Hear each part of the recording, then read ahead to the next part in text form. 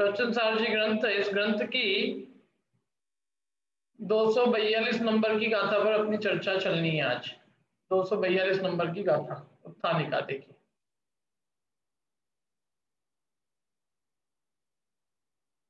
अब यह समर्थन करते हैं कि आगम ज्ञान, तत्वार्थ श्रद्धान और संयत तत्व के युगपत पने के साथ आत्मज्ञान के युगपत पने की सिद्धि रूप जो यह संयत पना है वही मोक्ष मार्ग है, जिसका कि दूसरा नाम एकाग्रता लक्षण वाला सामान्य है। क्या कहा कि ये आगम ज्ञान, तत्वार्थ श्रद्धान और संयत तत्व, ये तीनों रत्नत्रय के, व्यवहार रत्नत्रय के नाम है। ये आगम ज्ञान से क्या लेंगे अपन? व्यवहार सम्यक ज्ञान। और तत्वार्थ श्रद्धान का मतलब है व्यवहार सम्यक दर्शन। और संयत पना माने व्यवहार सम्यक चारित्र।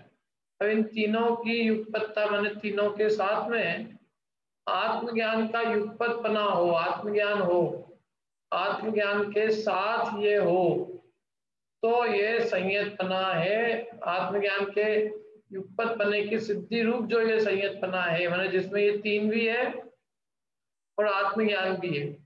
इन तीनों के साथ आत्मज्ञान के युगपत पने की सिद्धि रूप जो यह संयत पना है वही मोक्ष मार्ग है। वही मोक्ष मार्ग माने जिसमें व्यवहार रत्नत्रय के साथ आत्मज्ञान भी है, ऐसा जो संयमी पना वह मोक्ष मार्ग है, जिस मोक्ष मार्ग का दूसरा नाम एकाग्रता लक्षण वाला सामान्य है। मोक्ष मार्ग का दूसरा नाम क्या है? एकाग्रता लक्षण सामान्य। ये अपन ने पहली गाथा में पढ़ा था। एक गदो श्रवणों, जो एकाग्रता को प्राप्त है वह श्रवण है। तो यहाँ यही कह रहे हैं कि ये जो संयत बना है, जिस संयत बने में आत्मज्ञान और व्यवहार रत्नत्रय का युगपत बना है, ये संयत बना ही मोक्ष का मार्ग है। और इस मोक्ष मार्ग में एकाग्रता लक्षण रूप सामान्य इसका दूसरा नाम, मतलब ये मोक्ष मार्ग है और इसी मोक्ष मार्ग का ही दूसरा नाम है एकाग्रता लक्षण रूप सामान्य दशा। अब इसकी गाथा हम पढ़ते हैं, देखिए क्या कहते हैं गाथा, पढ़िए।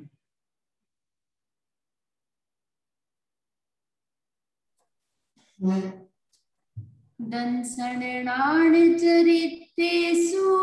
तीषु जुगुवं समुत्थितो जोदु एयज्ञगदोत्तिमदो सामन्नं तस्य परिपूर्णम्।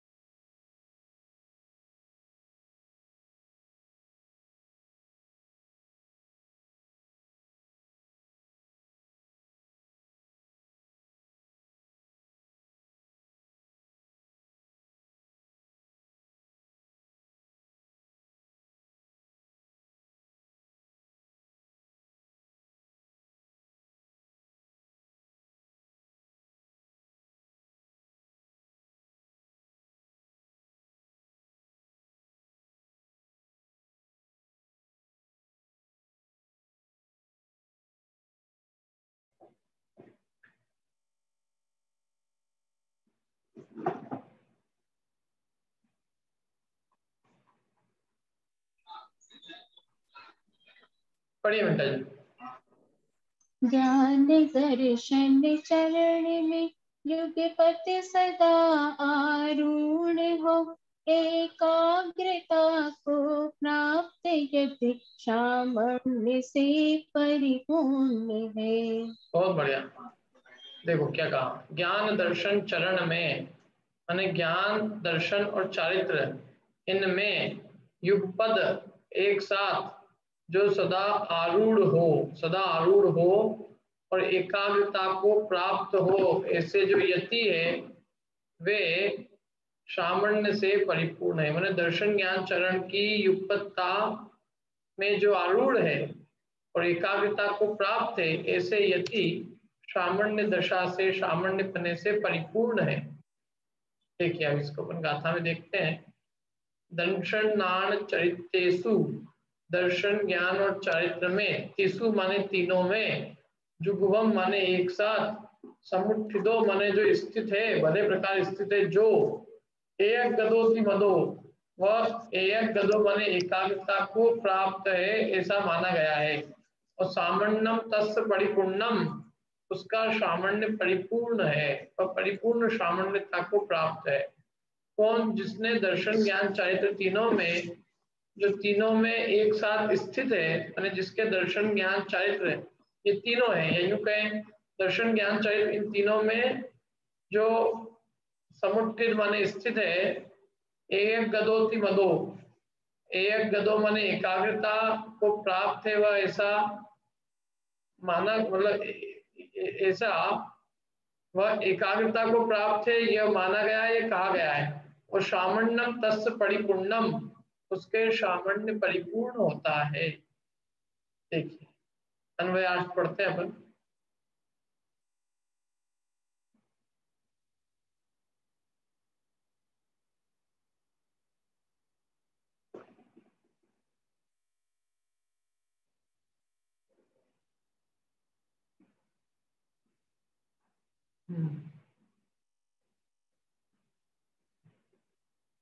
पढ़िए श्वेता जी अन्वयार्थ।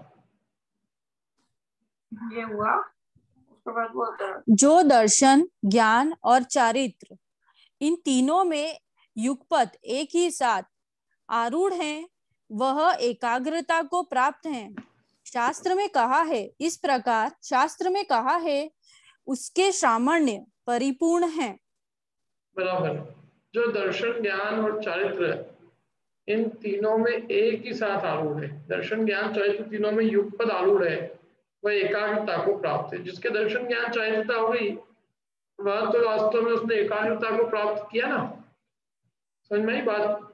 देखो दर्शन ज्ञान चारित्र का मतलब ही क्या होता है? चारित्र माने चरण करना, स्थिर चरण, चारित्र रूप, चारित्र चरण को कहते प्रवृत्ति करना, आचरण करना, उसमें प्रवृत्त होना। तो जो आत्म स्वरूप में प्रवृत्त है वो वास्तव में एकाग्रता को प्राप्त है, क्योंकि आत्म स्वरूप में स्थिरता उसका नाम ही एकाग्रता है। तो जो चारित्र को प्राप्त है, मैंने चारित्र में आरूढ़ है, वह एकाग्रता को प्राप्त ही है।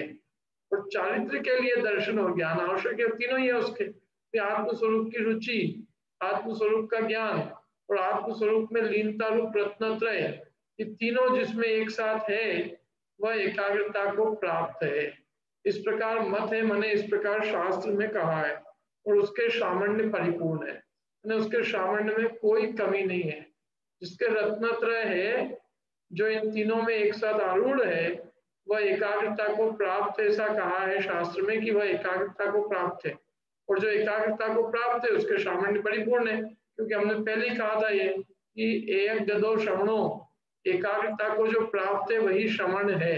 ये सामान्य दशा का अपन ने प्रथम गाथा में लक्षण कहा था। तो इसलिए चूंकि उसके रत्नत्रय है, दर्शन ज्ञान चारित्र में वो एक साथ आरूढ़ है, इसलिए वह एकाग्रता को प्राप्त है। क्योंकि दर्शन ज्ञान चारित्र में रूढ़ होना, दर्शन ज्ञान चारित्र में स्थित होना, वो एकाग्रता का लक्षण है। जिसके आत्मस्वरूप की रुचि, आत्मस्वरूप का ज्ञान और आत्मस्वरूप में लीनता है, यदि उसको भी एकाग्रता नहीं कहेंगे तो एकाग्रता किसको कहेंगे? सिद्धों की एकाग्रता है कि नहीं? क्योंकि रत्नत्रय की पूर्णता है। तो इस प्रकार जो रत्नत्रय, जिसके जो इन तीनों में एक साथ आरूढ़ है, वह एकाग्रता को प्राप्त है और उसके सामान्य परिपूर्ण है। ये गाथा, ये बात इस गाथा में कही है। अब हम टीका में देखते हैं क्या कहा है। देखिए टीका, ज्ञेय तत्व और ज्ञान ज्ञात्री तत्व की तथा प्रकार प्रतीति जिसका लक्षण है वह सम्यक दर्शन पर्याय है। अब ये सम्यक दर्शन, सम्यक ज्ञान और सम्यक चारित्र की परिभाषा दे रहे हैं। अभी प्रवचन साल में जो परिभाषा दे रहे हैं देखना आप, एक्चुअल में क्या है, मैं आप लोगों से एक ही बात कहता हूँ हमेशा कि आप लोग जब भी कोई ग्रंथ पढ़ो तो आप पहले का अपना पढ़ा हुआ अपन एक तरफ रख के पढ़ो। मैं आपसे इसकी परीक्षा लूंगा ना अभी प्रवचन साल की, और उसमें दे दूंगा कि सम्यक दर्शन किसे कहते हैं, तो आधे से ज्यादा लोग आंसर क्या देंगे मालूम है? सात तत्व का शुद्धांत सम्यक दर्शन। तो उसके लिए तुमको प्रवचन सार पढ़ाया था, ये तो तुमको तत्वार्थ सूत्र नहीं पढ़ता था, है? तो तुमने प्रवचन सार पढ़ के क्या याद किया? घंटे तुमने हमारे लिए, और हम तुमसे पूछ रहे हैं कि सम्यक दर्शन किसे कहते हैं, तो तुम वो आंसर लिख रहे हो जो तुमने तत्वार्थ शुद्धांत में पढ़ा था।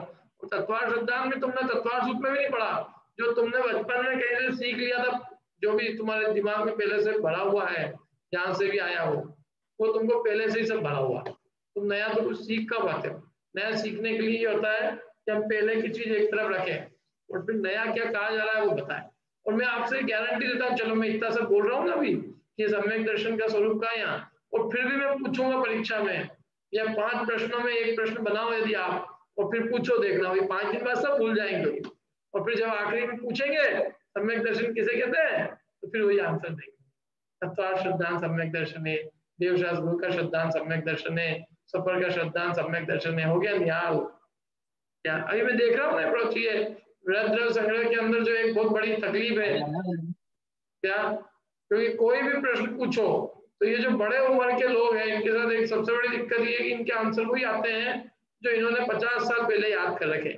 उसके लिए वृहद द्रव्य संग्रह में इनको एक काम करना चाहिए, ऐसा एक करना चाहिए अपने को कि 50 क्वेश्चन पहले, 5 क्वेश्चन पहले बिना पढ़े वृहद द्रव्य संग्रह पढ़ने के पहले बनाओ और उसके सबके आंसर नोट करो, और फिर पढ़ने के बाद वही प्रश्न पूछो उसी ग्रंथ के, और फिर इनके आंसर नोट करो, और फिर देखो आपकी इनके अंदर आंसरों में क्या अंतर आया है। तो ये आप पाओगे कि इनके आंसरों में कोई अंतर नहीं आएगा, ये वही आंसर देंगे जो इन्होंने पहले से पढ़ रखा। ऐसी स्थिति है, क्या करो। इसलिए नई पट्टी पे लिखना बहुत अच्छा काम है, ये पुरानी पट्टियों पे लिखा हुआ है ऑलरेडी, इनको अपन क्या लिखेंगे? ज्ञानेश जी कुछ बोल रहे हैं? नहीं, ये ग्रुप तक क्यों नहीं कर देते, सभी अलग अलग क्यों देते हैं सर? हैं?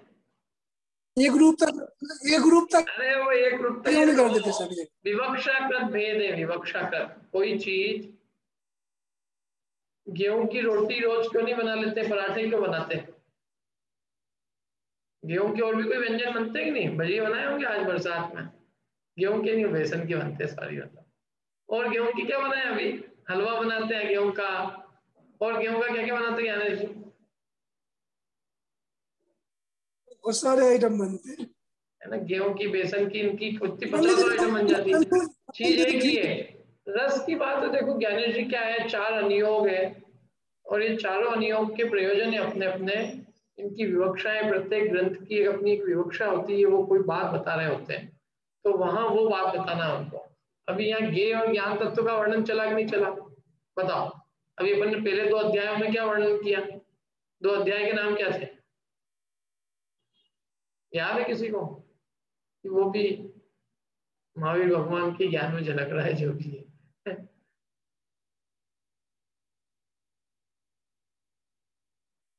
बोलो, याद है सबको? तृप्ति जी, कोई बात नहीं। प्रारंभ के 2 अधिकारों के नाम बोलिए ज्ञानेश जी।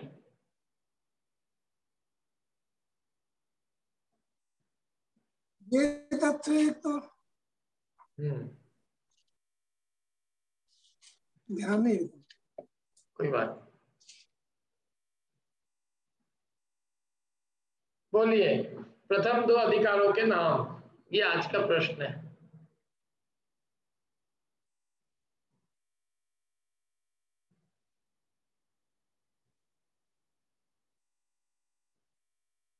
बोलिए श्वेता जी।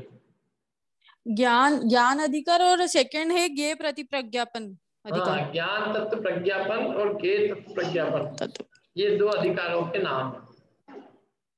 क्या अब ये देखो, अपन थोड़ा सा पीछे पढ़ के पीछे देख लिया करो आप लोग, और तो क्या कह सकता हूँ, थोड़ा सा किताब आप लोगों के पास लॉकडाउन में ये भी हो सकता है नहीं हो। ज्ञानेश जी वैसे मंदिर में रखी है वहाँ अपने, वहाँ तिलक नगर में, वहां से किताब कभी हो तो आप मंगवा सकते हो, कभी नहीं हो। जैसे PDF तो अपन ने भेजी थी, पर वहां पे वो फिजिकल किताब भी है यदि चाहिए हो तो ज्ञेय तत्व, पहले अधिकार का नाम है ज्ञान तत्व प्रज्ञापन, और दूसरे अधिकार का नाम है ज्ञेय तत्व प्रज्ञापन।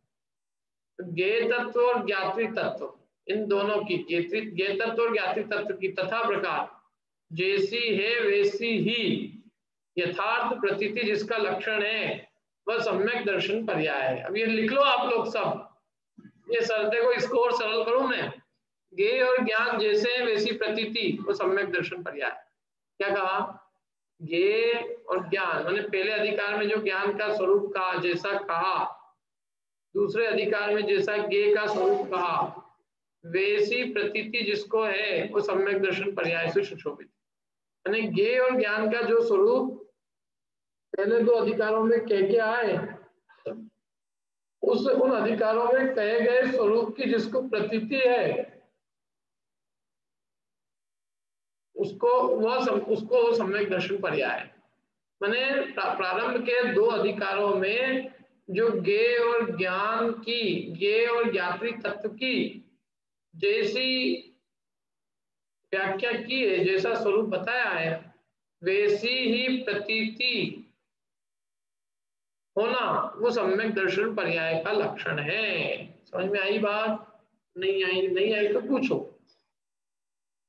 अब प्रारंभ के दो अधिकार जिसने पढ़े हैं उनके लिए है ये, दो अधिकार पढ़े ही नहीं। जैसे मैं क्यों फर्स्ट और सेकंड क्लास में जो पढ़ाया है वो जिसको याद है वो थर्ड क्लास का स्टूडेंट है।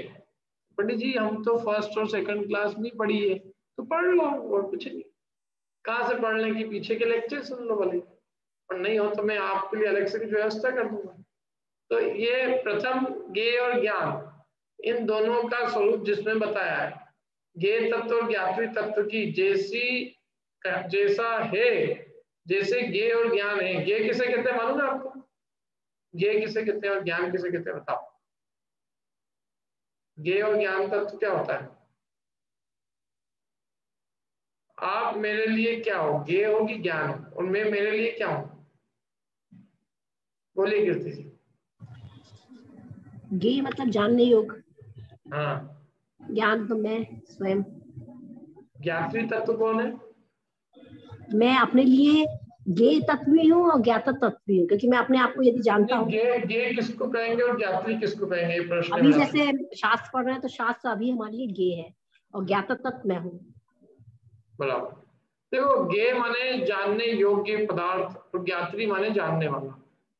तो दो संसार में दो भागों में बांटा पूरे विश्व को, एक जानने वाला मैं और एक मेरे जानने में आने वाले विश्व के समस्त पदार्थ। इस दुनिया में दो ही तो चीज है, एक तो मैं हूँ जो जानने में आता हूँ, जो जानता हूँ और मैं जानने में भी आता हूँ और मैं जानता भी हूँ। एक तो मैं ज्ञात्री तत्व जो जानने वाला हूँ, मतलब ज्ञान जानने वाला मैं, पूरे विश्व में जानने वाला तत्व मैं, और मेरे ज्ञान में आने वाले ऐसे ज्ञेय, तो ज्ञान जो जानने वाला और ज्ञेय जो जानने में आने वाला, ऐसे दो प्रकार के तत्व कहे, ज्ञेय तत्व और ज्ञात्री तत्व। इन दोनों की जैसा इनका स्वरूप है वैसी प्रतीति होना वो जिसका लक्षण है वो सम्यक दर्शन पर्याय। अब आप, मैं बताऊं आपको कि आप यदि मैं किताब नहीं भी पढ़ूं तो भी यदि आप बहुत ध्यान से प्रवचन सार पढ़ो तो आप ज्ञान, सम्यक ज्ञान की परिभाषा, ज्ञान पर्याय की परिभाषा आप स्वयं बना सकते हो।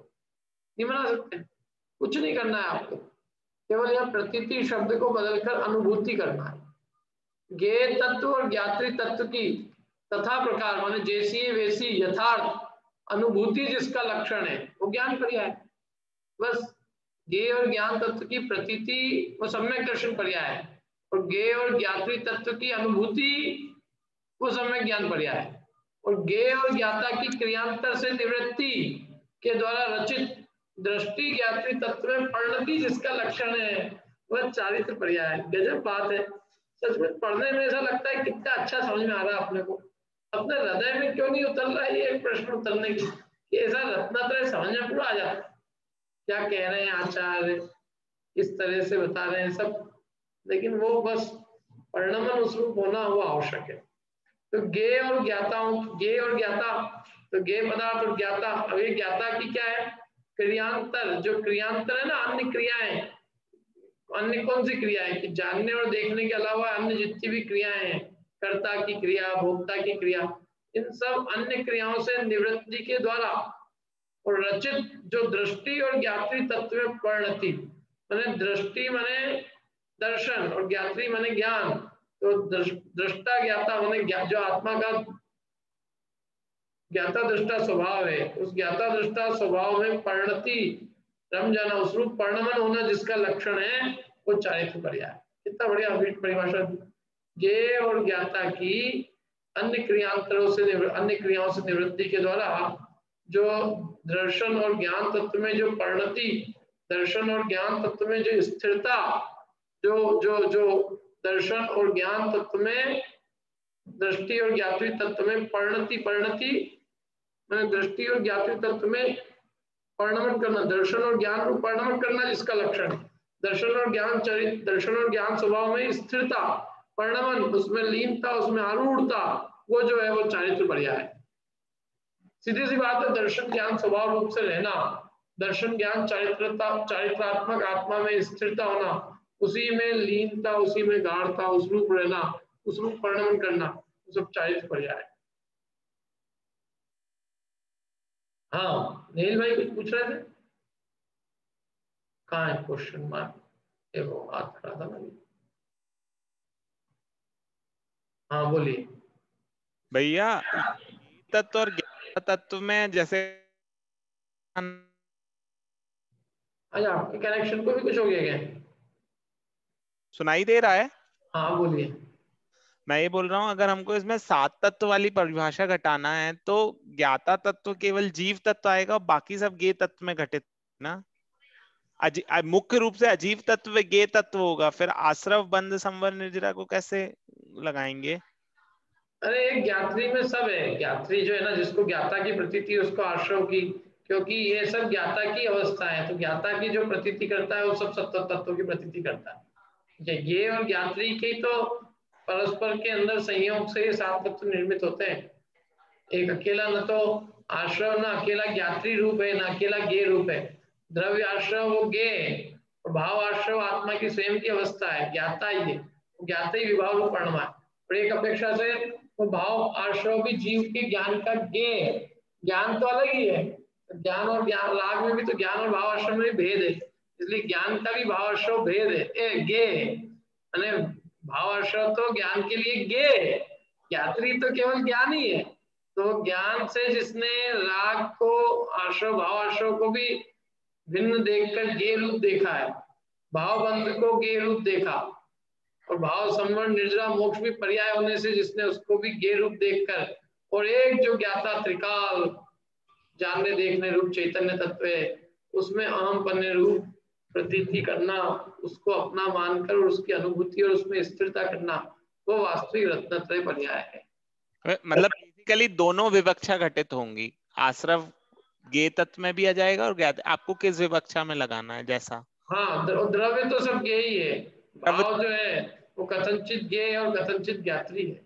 ठीक है, ठीक है भैया। गुण गुणी भेद देखो, ज्ञान अलग गुण है और सब विभाव रागादि भाव अलग गुण है, और गुण गुणी का भेद भी देखो तो जो ज्ञाता है वही रागी द्वेषी भी वही है, इसलिए गुण गुणी के भेद देखने पर जो आश्रव बंध संवर निर्जरा मोक्ष है वो जीव ही है, ज्ञाता ही है। और भेद देखो, ज्ञान अलग है और मोह राग द्वेष परिणमन आश्रव बंध अलग है, संवर निर्जरा एक देश शुद्ध पर्याय अलग है, जीव तो त्रिकाली ज्ञान दर्शन रूप है। तो अपन भेद करेंगे तो ऐसा है, भेद नहीं करो तो जीव ही है सब कुछ। तो यहाँ पे तत्व के दोनों ही भाव लेना है, एक ज्ञान भी ले सकते हैं जो निरपेक्ष ज्ञान है, और जीव स्वयं भी ज्ञाता तत्व में आएगा। हाँ ये सब क्या है, सब ये अपेक्षाकृत कथन है बनेंगे। हाँ ये सब गुण गुणी का भेद रूप अपेक्षा से करेंगे, तो गुण गुणी का भेद देखो तो ज्ञान और आत्मा में भेद है, और गुण गुणी का अभेद देखो तो जो ज्ञान है वही ज्ञाता है, मतलब वही आत्मा है, आत्मा में सब पर्याय घटित हो जाएगी। और इसलिए ज्ञान में भी गुण गुणी का अभेद देखने पर तो जो आत्मा के सारे अवस्था है वही ज्ञाता की अवस्था है, और भेद दृष्टि से देखो तो ज्ञान अलग है और आत्मा के बाकी सब गुण विभाव रूप अनुमत भी अलग है। समझ में आया? ये सब देखने की दृष्टिकोण है। हाँ बोलिए नेहा जी। भैया इसमें प्रतीति और अनुभूति में क्या अंतर लेंगे भैया? जो अलग प्रतीति अलग श्रद्धा गुण की, प्रतीति विश्वास होना, और अनुभूति अनुभव करना। तो अनुभूति ज्ञान की पर्याय है और प्रतीति श्रद्धा गुण की पर्याय है। ये दोनों गुणों का अलग अलग अंतर है। अब हमारे को कितनी चीजों की प्रतीति है। अच्छा, आपको ये प्रतीति है कि नहीं कि ये जहर है, ये इससे मर जाएंगे? कोरोना की प्रतीति है कि नहीं कि कोरोना से लोग निपटते हैं? तो कई लोग ये मान रहे हैं कि ये तो सर्दी गर्मी है। ऐसे भी लोग हैं दुनिया में, बड़े बड़े जानकार लोग भी कह रहे हैं सर्दी गर्मी है। सर्दी गर्मी है, जिसको होता है उसको मालूम चलता है सर्दी गर्मी क्या है। तो कह रहे हैं जिसको हार्ट अटैक आता है, वो हार्ट अटैक वाले को केवल कुछ नहीं होता, ऐसे ही झटके आते रहते हैं, उससे कुछ नहीं होता। तो उसको खुद को ये सुन के झटका आ जाएगा। झटके आते रहते हैं, या झटका हमने अनुभव किया है कैसा झटका आता है। और ये भाई साहब आए और सहानुभूति देने की जगह कह रहे हैं कुछ नहीं है, झटका उटका कुछ नहीं है, अरे इनको 3 नारियल के जूस पिलाओ सब सही हो जाएगी। क्या अब ऐसे ऐसे लोग हैं दुनिया में, मतलब एक शुगर के बोले कुछ नहीं, कुछ शुगर है इनको, कुछ नहीं, आप इनको मैंगो खिलाओ सब ठीक हो जाएगा, मैंगो से शुगर ठीक हो जाएगा। मतलब नोबेल पुरस्कार मिलना चाहिए अपने देश के लोगों को, मालूम, क्योंकि ये जो है ना पूरी दुनिया में जो शुगर है उसका ये 2 मिनट में इलाज निकाल लेते हैं। इनके पास ऐसी ऐसी दवाइयां हैं, ऐसी ऐसी चीजें। दुनिया यूं ही फालतू रिसर्च करती रहती है। काय की रिसर्च करना है, यही यूं ही निकाल लेते हैं दवाई। बोले एक काढ़े से ही हो जाएगा, तो वो चाइना वाले अमेरिका वाले से मूर्ख थे बेचारे, जबरदस्ती उन्होंने लॉकडाउन लगाई थी, ये काढ़े से ठीक कर देते देश वाले लोग। क्या उस पर एकांत किसी नेताजी का फोटो छप जाए और भगवान का फोटो छप दो तो वो काढ़े में हो गया, उद्धार हो गया उससे सबका। तो अनुभूति और प्रतीति, जिसको अनुभव हुआ है वो जानता है कि वो क्या चीज है। जिसको अनुभव नहीं हुआ उसको प्रतीति तो है कि हाँ ये बीमारी है, ऐसा हो जाएगा, लेकिन वो प्रतीति उसकी एक्चुअल में व्यवहार प्रतीति है। निश्चल प्रतीति अनुभूति होने के बाद ही होती है। इसीलिए जो अनुभव होता है ना खुद को, तो पक्का हो जाता है हाँ ये है, प्रॉब्लम है, इससे सांस लेने में दिक्कत हुई थी, ये समस्या आई थी, जब झटके लगे थे, जब अपने में खुद को फील होता है ना, जब तो पक्का प्रतीति होती है। अभिनीत क्या होता है? प्रतीति दूसरे की कही हुई शब्दों से प्रतीति है। वो प्रतीति और खुद की अनुभूति से जो प्रतीति होती है, इन दोनों में अंतर है। अनुभूति अनुभव स्वयं करना। अभी आपने जहर है, जहर तो जहर की आपको प्रतीति है कि ये मार डालेगा, लेकिन आपको अनुभूति है? नहीं, अनुभूति तो ही नहीं है। अनुभूति हो जाएगी तो ऊपर ही चले जाएंगे। ये सही है। अब ये जो परिणति शब्द लिया है इसमें मतलब वही चरण करना, आचरण होता है ना, हाँ वही है इसका लक्षण। चलिए ठीक है, और कोई प्रश्न किसी को? आगे चले हम, चलो। तो ये दोनों बातें आ गई, सम्यक दर्शन, सम्यक ज्ञान और सम्यक चारित्र किसका नाम है ना। अब आगे चलते हैं, देखो अब आगे क्या करें। इन पर्यायों के और आत्मा के भाव भावकता के द्वारा उत्पन्न अति गाढ़ इतरेतर मिलन के बल के कारण इन तीनों पर्याय रूप युगपत अंग अंगी भाव से परिणत आत्मा के आत्मनिष्ठता होने पर जो संयतत्व होता है, वह संयतपना, एकाग्रता लक्षण वाला सामान्य जिसका दूसरा नाम है, ऐसा मोक्ष मार्गी है, ऐसा जानना चाहिए। क्योंकि वहां संयतपने में पे की भांति अनेकात्मक एक का अनुभव होने पर भी समस्त परद्रव्य से निवृत्ति होने से एकाग्रता अभिव्यक्त प्रकट है। क्या कहा देखो, पहले इसको समझ लेते हैं अपन। वैसे भी अधिकार पूरा हो रहा है, और ये अधिकार पूरा होने के बाद मेरी इच्छा है अभी थोड़े दिनों अपन रेस्ट लेके थोड़ा छुट्टी रखी जाए थोड़े दिनों। थोड़ा आप लोग इतना पचाओ इसको, कल से शायद छुट्टी रहेगी अपनी। कल तो नहीं लगेगी क्लास को। क्या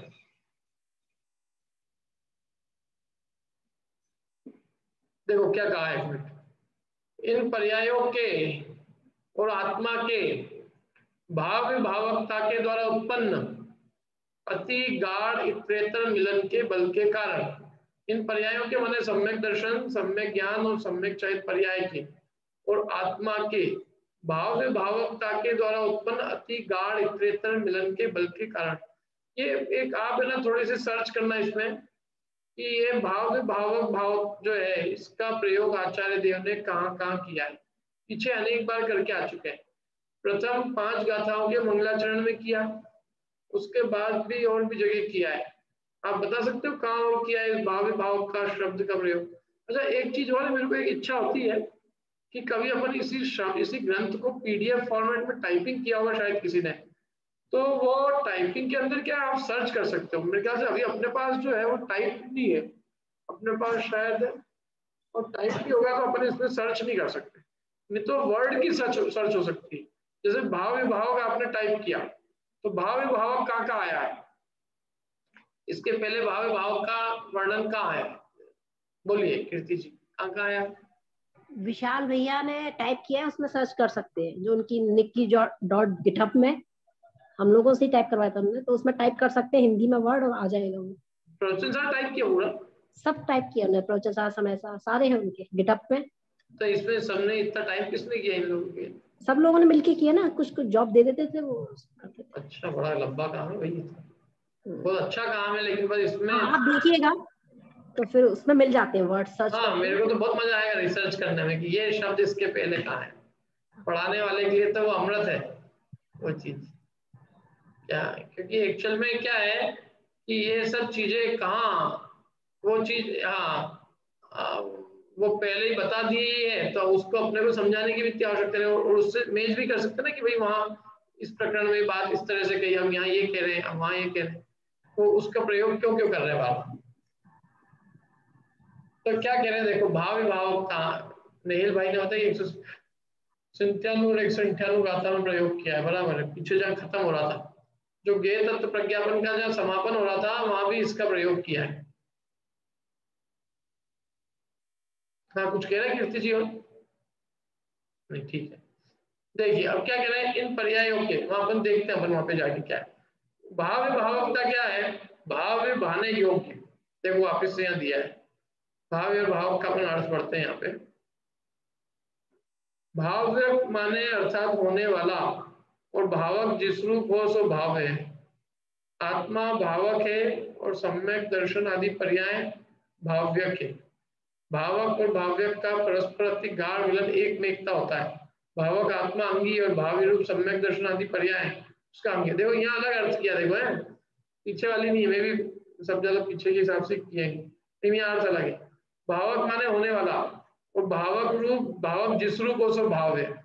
जैसे भावक तो यहाँ कौन है, आत्मा है, ये ध्यान रखना। यहाँ भावक कौन है, यहाँ भावक आत्मा है, और आत्मा का आत्मा जिस रूप हो, माने सम्यक दर्शन रूप हो, सम्यक ज्ञान रूप हो, सम्यक चारित्र रूप हो, तो आत्मा की जो पर्याय है, माने भावक रूप आत्मा, भावक है अंगी आत्मा, और उस अंगी आत्मा के जो जो अंग है, जो उसकी पर्याय है, वो अंगी या यूं कहें वो द्रव्य जिस रूप परिणमता है, जिस रूप होता है, वो उसका भाव्य है।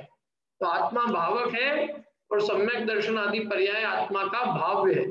ये यहाँ एक शब्द गलत छपा है, इसको सही कर लेना। ये भाव्य के बाद में क्या गलत छपा है, ये भाव्य अकेला आना चाहिए बस, समझ में आया? तो आत्मा भावक है और सम्यक दर्शन आदि पर्याय भाव है, और भावक और भाव्य का परस्पर अति गाढ़ मिलन होता है, क्योंकि पर्याय और द्रव्य एक में होते हैं। देखो आत्मा से सम्यक दर्शन ज्ञान चैत्य पर्याय कोई अलग नहीं है, जो आत्मा है वही सम्यक दर्शन ज्ञान चैत्य, और जो सम्यक दर्शन ज्ञान चैत्य है वही आत्मा है। आत्मा में और रत्नत्रय में एक में एकता होती है, क्योंकि आत्मा की अवस्था है। सम्यक दर्शन किसकी अवस्था है, क्यों? आत्मा की। सम्यक ज्ञान आत्मा की, सम्यक चैत्य आत्मा की। तो वो आत्मा की होने से जैसे द्रव्य पर्याय का परस्पर अति मिलन होता है, ऐसे यहाँ रत्नत्रय रूप पर्याय और आत्मा रूप द्रव्य, इनका परस्पर में अति मिलन गाढ़ता होती है, एक में एकता होती है, इनका परस्पर अति गाढ़ मिलन होता है, माने एक में एक ही होते हैं। ये तो गुण गुणी अपन ने भेद किया है, पर्याय और पर्यायवान का भेद किया है, वस्तुतः तो वो एक ही है। यहाँ भावक आत्मा अंगी और भाव रूप उसकी पर्याय अंग है, तो मैंने बात किया। तो इस प्रकार से इन दोनों का क्या एक रूपता होना, भाव भावकता का मिलन माने एक हो जाना। पर्याय द्रव्य एक में हो गई है, जो पर्याय और द्रव्य का भेद नहीं दिख रहा है, अभेद रूप परिणमन है। मैं ही रत्न, मैं ही सम्यक दर्शन, और मैं ही मैंने सम्यक दर्शन रूप परिणमने वाला भी मैं क्या और सम्यक दर्शन रूप जो पर्याय हुई है वो भी मैं, मतलब मेरे में से वो पर्याय हो रही है, और वो जो पर्याय हो रही है वो भी मेरे ही स्वरूप है। द्रव्य पर्याय का एक में एक अभेद पना है, कोई अलग अलग नहीं है। क्या भाव भावकता बने द्रव्य और पर्याय का अभेद, एक रूप, एक एकाकार रूपता। जैसे ये जितनी अवस्था भी हो रही है ये अपनी द्रव्य की हो रही ना, ये कोई द्रव्य अलग तो ही नहीं है कि मेरी अवस्था अलग जा रही है और द्रव्य अलग जा रहा है।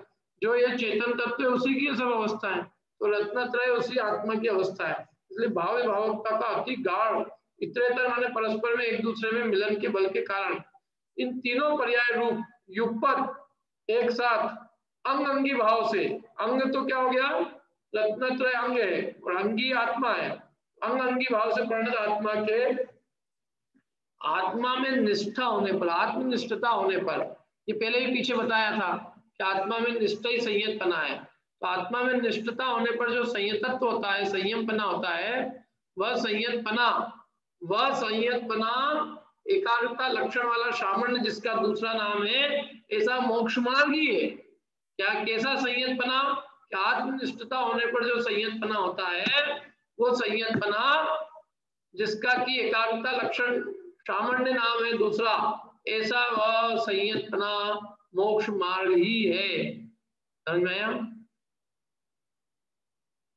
कैसा मोक्ष मार्ग जिसका एकाग्रता लक्षण दूसरा नाम है ऐसा ऐसा मोक्ष मार्ग, तो वो संयतपना ऐसा मोक्ष मार्ग ही है, ऐसा जानना चाहिए।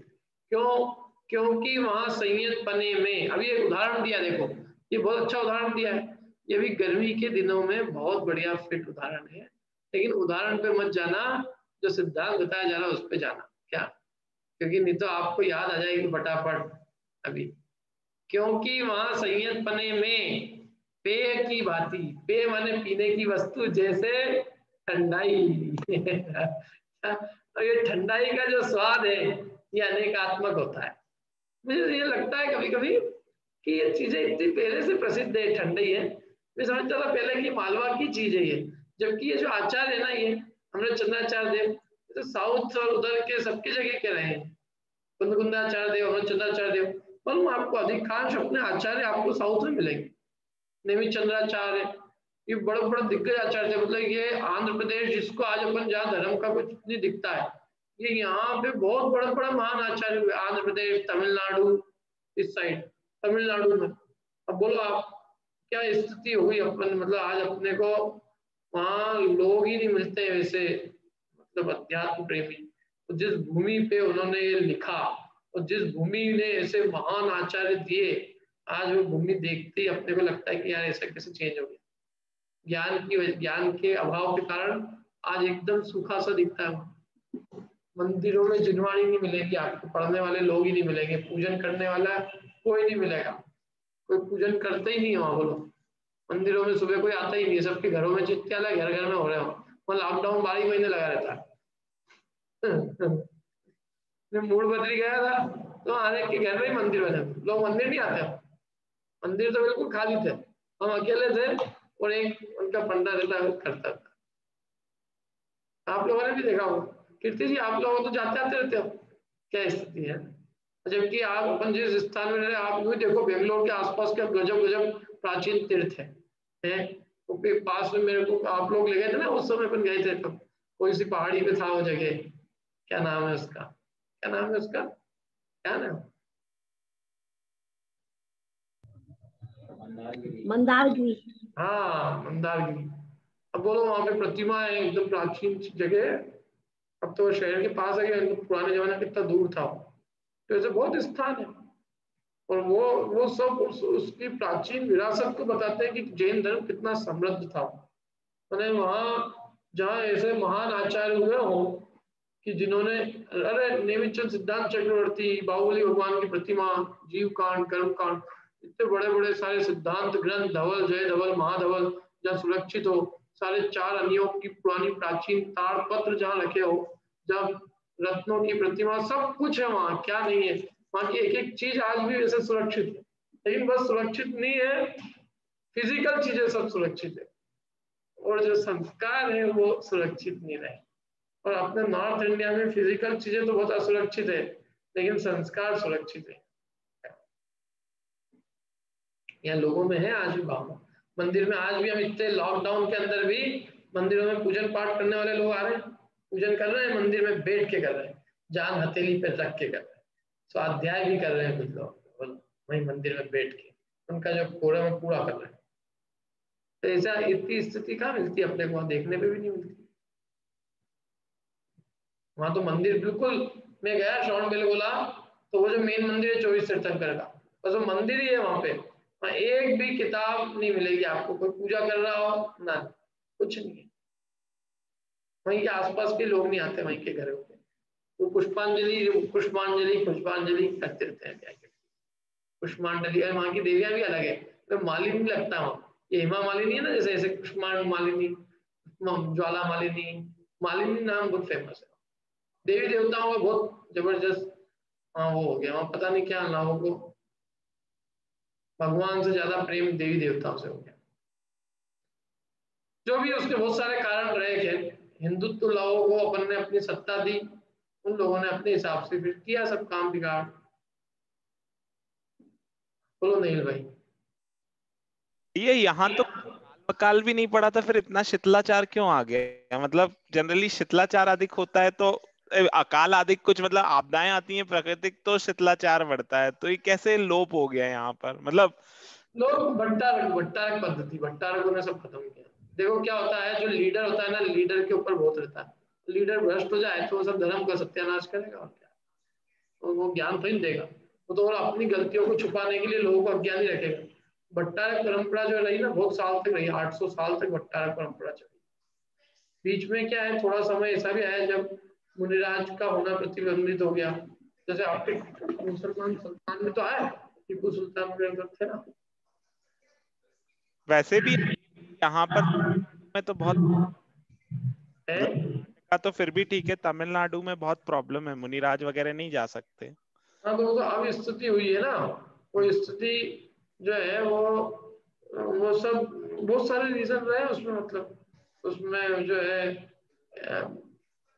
अन्य राजाओं का भी शासन काल रहा, बहुत सारी परिस्थितियों से गुजरे हैं। क्या है, कोई भी राजा यदि विरोधी हो जाए ना, तो उसको नष्ट करने में कितनी देर लगे। मतलब बट बेसिकली प्राकृतिक आपदा ऐसा कुछ भी नहीं आया है, जो भी कुछ आया है वो प्रजा का शासन वगैरह के कारण हुआ है। मतलब हाँ, मतलब प्राकृतिक आपदा कोई दिखती नहीं है, क्योंकि और आई भी हो तो अपने को ज्ञान नहीं है, ये भी हो सकता है। चलिए खैर, अपन तो अभी ठंडई पे आ जाओ, ठंडई को छोड़ो, नॉर्थ इंडिया की ठंडई ठीक है। बाकी आचार्यों ने ठंडई जैसी चीज का वर्णन किया तो मुझे बड़ा लगता है कि यार ठंडई अपनी यहाँ की नहीं है, ठंडई फेमस पेय है। और ये भी हो सकता है कि ठंडई नाम उदाहरण के लिए दिया है, या तो मूल गाथा में तो पेय ही लिखा था उन्होंने, तो संयत बने में पेय की भांति, माने पेय माने एक ठंडई की, ठंडई वस्तु है ना, तो पेय का उदाहरण इसलिए दिया कि जो पेय होता है, पेय माने यहाँ ठंडई ले लो अपन, तो ठंडई का स्वाद अनेकात्मक एक होता है। ठंडई कैसी होती है? अरे आप, मैं कहता हूँ कि ठंडई अनेक रूप है कि एक रूप है, बताओ क्यों पूछता हूँ, ठंडई एक रूप है कि अनेक रूप है? ठंडई पी प्रीति जी आपने, आप तो यहीं के हो क्या? ठंडई एक रूप है कि अनेक रूप है? सत्ती जी, ठंडई कैसी, ठंडई आपने भी यहाँ आके देखी होगी, ठंडई एक रूप है कि अनेक रूप है, बताओ। तो ठंडई अनेकात्मक एक रूप है, ये इसका आंसर।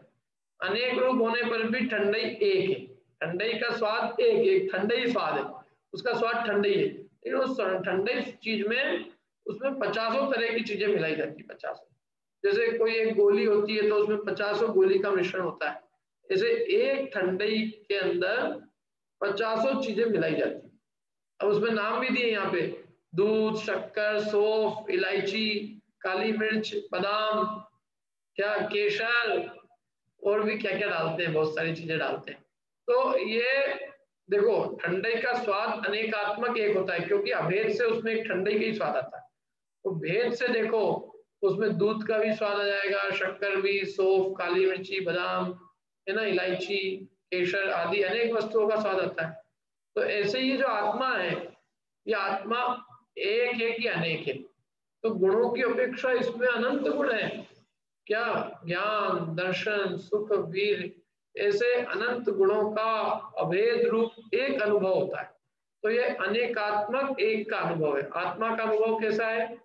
पेय की भांति, ठंडई की भांति। जैसे ठंडई अनेकात्मक एक की अनुभूति है, ऐसे ही आत्मा अनेकात्मक एक की अनुभूति स्वरूप है। माने आत्मा अनंत गुणों का अभेद एक पिंड है, तो अनेक गुणों के पिंड रूप एक आत्मा का अनुभव है। क्या है, समझ में आया? क्योंकि एकाग्रता बताना है ना, तो एकाग्रता होने पर भी ऐसा नहीं कि अनेक गुणों का, अनंत गुणों का स्वाद है, अनंत गुणों का मिला जुला एक अभेद आत्मा रूप स्वाद है। तो संयत बने में पेय की भांति अनेकात्मक एक का अनुभव होने पर भी, भले अनेकात्मक एक का अनुभव होने पर भी, वो परद्रव्यों से निवृत्ति है। मतलब अनुभूति एक, अनेकात्मक एक की अनुभूति होने पर समस्त परद्रव्यों से निवृत्ति होने से एकाग्रता अभिव्यक्त है। मैंने आप कह सकते हो कि एकाग्रता तो नष्ट हो गई, अनेक का अनुभव हो रहा है, अनेक रूप भी एक का अनुभव है, तो अनेक गुणों का अनुभव है ना, तो अनेक गुणों का अनुभव होने से एकाग्रता कर रही। तो कह रहे हैं दो बातें उसमें कि अनेकात्मक एक का अनुभव है, और दूसरी बात, एक तो ये हो गई बात कि अनेकात्मक एक का अनुभव है, इसलिए आत्मा को एक की अनुभूति, एक अभेद आत्मा की अनुभूति हो रही है, इसलिए वो अनेकता नहीं है। और दूसरा तर्क ये दिया अनेक एकता के लिए कि वो समस्त परद्रव्यों से निवृत्ति है। वहां क्या, समस्त परद्रव्यों से निवृत्ति होने से एकाग्रता है। माने अनेकाग्रता का कारण परद्रव्यों में प्रवृत्ति होती है। हमारी जब भी देखो, मैं पूजा कर रहा हूँ, मेरी एकाग्रता बनी हुई, उदाहरण दे रहा हूं मैं, और मेरी एकाग्रता भंग क्यों होगी कि जैसे ही मेरा उपयोग परद्रव्य में गया, इधर उधर गया, तो मेरी एकाग्रता खत्म हो जाएगी। एकाग्रता नष्ट होने का कारण उपयोग का परद्रव्यों में जाना है। परद्रव्य में प्रवृत्ति ही एकाग्रता को नष्ट करने वाला। अब जो मुनिराज है जिनकी यहाँ बात चल रही है, वे समस्त परद्रव्यों से निवृत्त है, और इसलिए परद्रव्यों से निवृत्ति होने से उनको एकाग्रता प्रकट है, अभिव्यक्त है, एकदम स्पष्ट है। समझ में आया?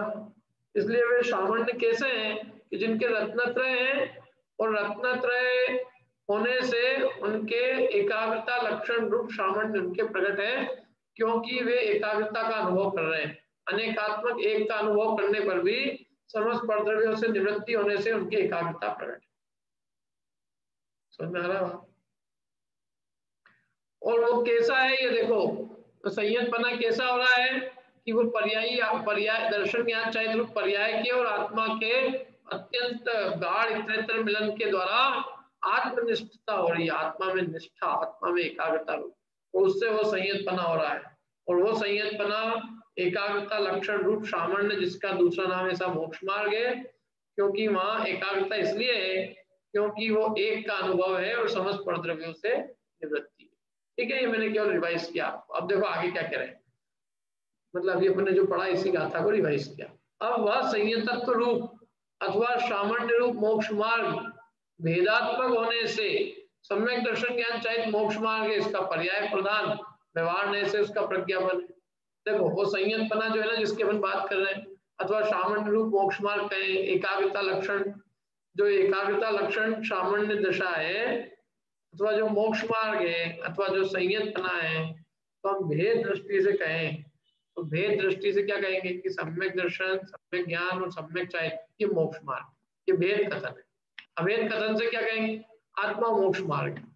आई थी बात समझ में दोनों की? आप लोगों को आ रहा है बाकी चीज वगैरह समझ में? हाँ पंडित जी, थोड़ा थोड़ा समझ आ रहा है। अच्छा, क्योंकि एकदम आप लोगों ने सीधे एमए की क्लास ज्वाइन की ना, थोड़ा सा मेरे को यही विचार रहता है कि क्या हो रहा होगा। देखो अब वो क्या करो, अभी दोपहर की क्लास में कोई सरल टॉपिक लेने की कोशिश करेंगे। अभी कल तो दोपहर की भी छुट्टी रहेगी और कल शाम की भी छुट्टी रहेगी। देखिए क्या कह रहे हैं यहाँ पे, वह संयतत्व रूप अथवा सामान्य रूप मोक्ष मार्ग भेदात्मक होने से, भेद रूप होने से, माने मोक्ष मार्ग भेद रूप कहें तो भेद में ये तीन चीजें आ गई। आत्मा में भेद किया ना अपने दर्शन ज्ञान चाहिए का, तो भेदात्मक होने से सम्यक दर्शन, सम्यक ज्ञान, सम्यक चारित्र, वो मोक्ष मार्ग है। और इसका ये पर्याय प्रधान व्यवहार ने से उसका प्रज्ञापन है। माने द्रव्य दृष्टि से आत्मा एक है और द्रव्य में भेद करना ये पर्याय प्रधान कथन है, और भेद कथन जो किया जाता है उसको व्यवहार नहीं कहते हैं। तो इसलिए यहाँ ये कहा कि रत्न सम्यक दर्शन ज्ञान चाहिए मोक्ष मार्ग है, ऐसा कहना वो पर्याय प्रधान व्यवहार नहीं से प्रज्ञापन है। माने पर्याय प्रधान व्यवहार नहीं से ऐसा सम्यक दर्शन ज्ञान चाहिए को मोक्ष मार्ग कहा जाता है। समझ में आया? पर्याय प्रधान व्यवहार नहीं से सम्यक दर्शन, सम्यक ज्ञान और सम्यक चरित्र मोक्ष मार्ग है, ऐसा प्रज्ञापन। क्यों ये व्यवहार नहीं से क्यों है? क्योंकि ये भेद रूप है, इसलिए ये पर्याय प्रधान भेद रूप होने से इसे हम व्यवहार नाम देते हैं। और वही मोक्ष मार्ग अभेदात्मक होने से तीनों की एकाग्रता रूप, मैंने तीनों का अभेद देखो एक आत्मा में, अभेदात्मक होने से और वो आत्मा में निष्ठता होना, आत्मा में एकाग्रता रूप, एकाग्रता मोक्ष मार्ग है। इस प्रकार द्रव्य प्रधान निश्चय नहीं से उसका प्रज्ञापन है। कितना गजब वर्णन किया। व्यवहार प्रधान व्यवहार नहीं से हम क्या कहेंगे? सम्यक दर्शन ज्ञान चाहिए मोक्ष मार्ग, और निश्चय नहीं से मोक्ष मार्ग क्या है? एकाग्रता। ये फिलिंग द ब्लैंक्स के क्वेश्चन हो गए। कीर्ति जी आप चाहो तो लिख लो, आपके क्वेश्चन बन जाएंगे अभी। उस समय बाद में बनाना दिक्कत पड़ते हैं, पढ़ते पढ़ते बना लो ना तो बहुत आसान होता है। लेकिन पढ़ाने वाला बेचारा क्या करके करे, वो पढ़ाए इन पे ध्यान दे, क्वेश्चन बनाने पे ध्यान दे। ये सब चीजें भी एकाग्रता को खंडित करती ना। तो देखो व्यवहार नहीं से मोक्ष मार्ग क्या है? सम्यक दर्शन ज्ञान चाहिए। निश्चय नहीं से मोक्ष मार्ग क्या है? एकाग्रता। अब दूसरा पूछता हूं मैं आपसे, पर्याय प्रधान पर्यायार्थिक नहीं से मोक्ष मार्ग क्या है? इसका आंसर आप दीजिए। आपसे मैं आंसर करता हूं, इसका आंसर मिल जाएगा। पर्याय प्रधान पर्यायार्थिक नहीं से मोक्ष मार्ग किसे कहेंगे, और द्रव्यार्थिक नहीं से मोक्ष मार्ग किसे कहेंगे? बोलो कीर्ति, पूर्वी जी, सॉरी पूर्वी कीर्ति जी। सम्यक दर्शन ज्ञान चारित्र को पर्यायार्थिक नय से कहेंगे और एकाग्रता को द्रव्यार्थिक नय से कहेंगे। बस भाई इतना ही तो है ये सब। पर्यायार्थिक नय से सम्यक दर्शन ज्ञान चारित्र मोक्ष मार्ग है, और द्रव्यार्थिक नय से द्रव्य ना, द्रव्य अभेद एक, द्रव्यार्थिक नय से आत्मा एकाग्रता ही मोक्ष मार्ग, आत्मा ही मोक्ष मार्ग, और पर्यायार्थिक नय से सम्यक दर्शन ज्ञान चारित्र मोक्ष मार्ग है। ठीक है, अब आगे समष्टि पदार्थ भेदात्मक होने से वे दोनों मोक्ष मार्ग है, इस प्रकार प्रमाण से इसका प्रज्ञापन। बोलो मैं कहता हूँ जिसने आज तक नहीं पढ़े हो द्रव्यार्थिक, पर्यायार्थिक, निश्चय ने, व्यवहार ने, और जिसने प्रमाण नहीं पढ़ा हो तो आज वो पढ़ ले। आज एक एक लाइन में वर्णन कर रहे हैं कि सारे पदार्थ भेदात्मक है। न तो पदार्थ अकेले भेद रूप है, न तो पदार्थ अकेले अभेद रूप है, भेदात्मक है। और भेदात्मक होने से माने दोनों ही मोक्ष मार्ग, सम्यक दर्शन ज्ञान चारित्र भी मोक्ष मार्ग है और एकाग्रता ही मोक्ष मार्ग। ये प्रमाण से वर्णन क्या दोनों को मोक्ष मार्ग कहना ये प्रमाण का कथन है। सम्यक दर्शन ज्ञान चारित्र को मोक्ष मार्ग कहना ये व्यवहार नहीं का कथन है, अथवा पर्यायार्थिक नहीं का कथन है। और एकाग्रता मोक्ष मार्ग है ये निश्चय नहीं का कथन है, द्रव्यार्थिक नहीं का कथन। और दोनों को मोक्ष मार्ग कहना ये प्रमाण से उसका प्रज्ञापन। ठीक है, इस प्रकार से ये अपना ये एक प्रकरण पूरा हुआ। अब ये श्लोक अपन आगे करेंगे, अभी श्लोक का समय बचा नहीं। और ये श्लोक पूरा होते ही अब ये पूरा विषय जो है ना वो थोड़ा सा एक गाथा और आएगी एक साथ, और फिर उसके बाद में ये उपसंहार करेंगे। 2 गाथाएं हो रही, सॉरी 243 गाथा में पूरा वर्णन होगा। 244 से प्रकरण चालू हो जाएगा। नहीं, 243 और 44 में 2 गाथाएं और रहेगी और 245 से नया प्रकरण चालू हो जाएगा। अभी 42 हुई ना अपनी।